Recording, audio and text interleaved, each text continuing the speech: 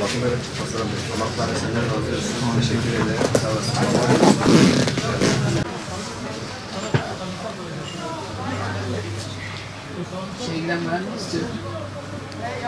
Bu kış beklentilerimizin biraz altında oldu daha doğrusu.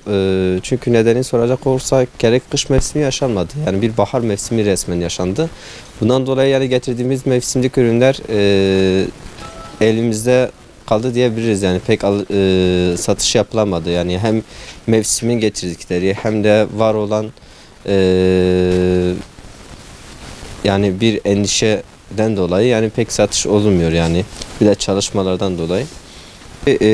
Öncelikle şunu söyleyeyim. Biz kış mevsiminde botla yani kışlıkla ilgili hazırlıklar yaptık. Kış mevsimi biraz çetin geçmedi. Yani bir baharı anımsatacak şekilde geçti. Böyle soğuk geçmeyince insanlar artık hani kış bitecek. Kışlık sezonları almadılar. Bundan dolayı yani satışlarda düşüş var. Yani ister istemez hani bu caddede biraz da çalışma olduğundan dolayı insanlar buraya yani pek uğramadığından dolayı sadece mevcut semtte alışveriş yapılabiliyor. Burada bulunan insanlarla. Yani elimizde botlar, efendime söyleyeyim bayan botları özellikle erkek botları mevsim yaşanmadığından dolayı yani mevsim iklimi yaşamadı, kış iklimi yaşamadığından dolayı mevcut satışı yapamadık abi. Etkisi oluyor. Şimdi oranın daha lüks olarak gözükmesi, toplu olarak birden fazla şeyin bir arada bulunması satışlarımıza etkisi oluyor. Bizim halktan talebimiz yani burada var olan esnafları unutmamalarıdır.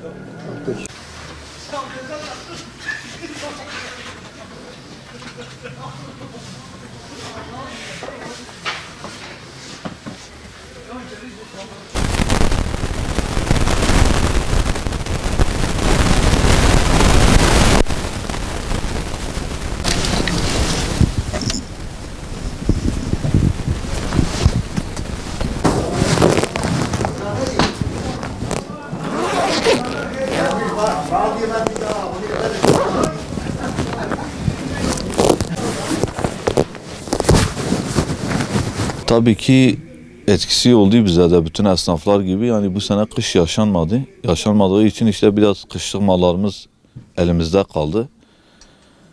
Yani çok aşırı değil de tabii yani herkesin belli bir ölçüde bir zararı oldu ama Allah'a yüz binlerce şükür yine insanlar idare ediyorlar yani. İdaremizi yapabiliyoruz yani çok şükür yine. Peki. Kış mevsiminden daha önemli bir konu bizim için küçük esnaflar olarak. Büyük alışveriş merkezlerinin olanaklarını, imkanlarını biz sağlayamadığımız için işte bizim işlerimizde düşüş oluyor. Mesela özellikle Sur içinde bu daha önemli bir şekilde göze çarpıyor. Mesela burada çok büyük sıkıntılar var esnafın. Mesela bir otopark sıkıntısı var. İnsanlar buraya arabalarıyla gelemiyorlar. Çocuklarıyla, aileleriyle gelemiyorlar. Gelemedikleri için işte ticarette aksamalar, sıkıntılar yaşanıyor. Yani bu yetkililere biz daha önce bunları bildirmemize rağmen işte onlar da işte gereğini yapacağız diyorlar. İşte biz de beklemedeyiz. Bakacağız sorunlarımıza ne tür çareler bulacaklarını işte biz de merakla bekliyoruz.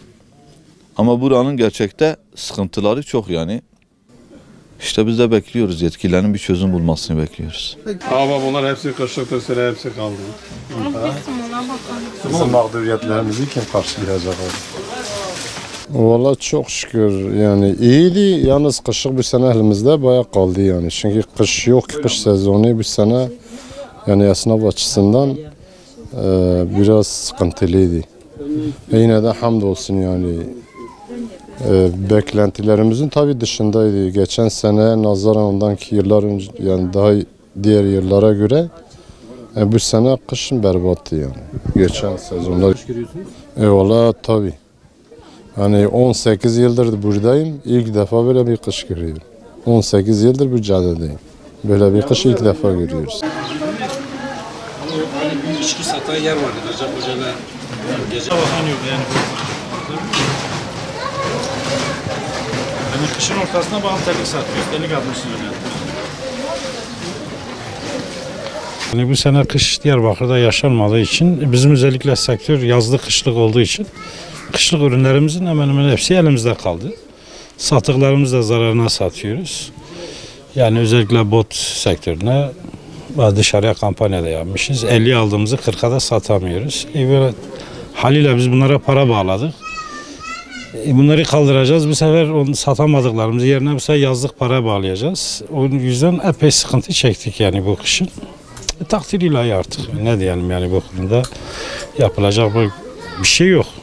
Peki bilakis tam tersine fırsatçılık yapıyor. Onlar da zaten kış yoktur. Daha da ucuza verin. Yani normal bir ayakkabıyı sattığımız fiyata botu satamıyoruz. Yani bu normalde ayakkabının 2 katı fiyatına gitmesi gerekirken onlar da fırsatı değerlendirmeye çalışıyor. Onlar da kendi çapında haklıdırlar. Onlar da bütçelerine göre onlar da gelecek kış için ne kadar ucuz kaparsa onlar da o yönde şey yapıyor. Özellikle Sakarya Caddesi'nde. Yani düşün bir botu 30 milyona dökmüşler. Yani 80-50 milyona aşağı verilmeyen botlar her tarafta dökmüşler. 30 milyon, 40 milyon, 50 milyon. Haliyle böyle olunca biz de sıkıntıya girdik. Yani şimdi para bağlıyorsun, çekle çalışıyorsun, alıyorsun, para satıp parasını ödeyeceksin. Satamadığın zaman sıkıntıya giriyorsun. Karşıdaki insan seni anlamaz, yani banka seni anlamaz. Çektir günü geldiğinde ödemezsen çekin kaşe yer. Kaşe yediği zaman da sen ticari hayatın biter yani. Karşı taraf da bunu anlamaz yani, o şeyine bakar.